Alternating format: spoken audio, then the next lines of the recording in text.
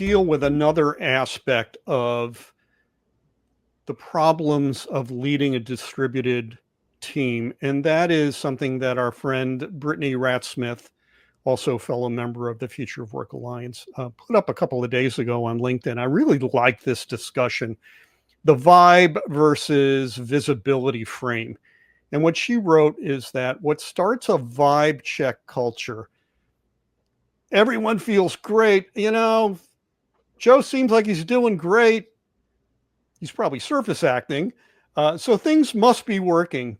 But quickly it all breaks down when accountability isn't clear. And I'm wondering if you can expand on the vibe versus visibility framework and why it's important to make sure that you're not relying on your feels, because your feels could be wrong because that person is putting out energy on the Zoom call that makes you think they're doing fine, or they understand, or they're with you when they are not. Oh, yes.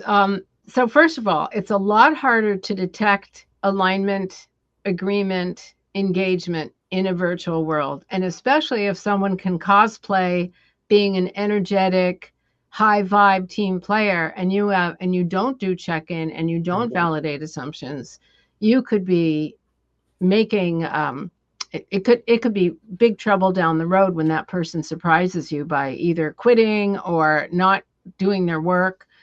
So I'd say a couple of things. One is you touched on accountability.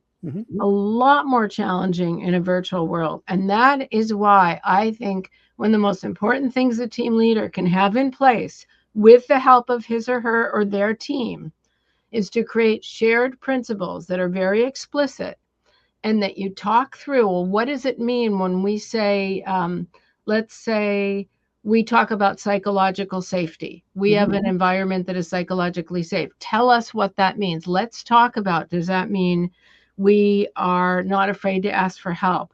We can offer help without fearing that we're going to get more work piled on us. So what does it exactly mean?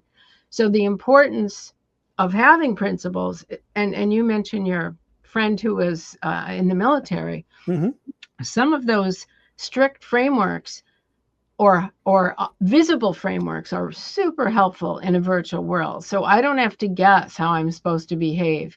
But accountability, I think it's really critical that we all, everyone on the team, hold each other accountable for the behavior and the processes that we agreed to, whether it's status reporting, how we run meetings, how we participate in meetings.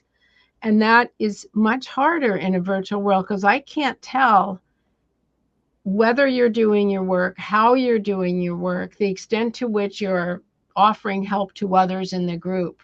So I think it's easy to put up the show of happy vibes. I'm nodding at the right times in all the meetings, but we have to validate that as leaders.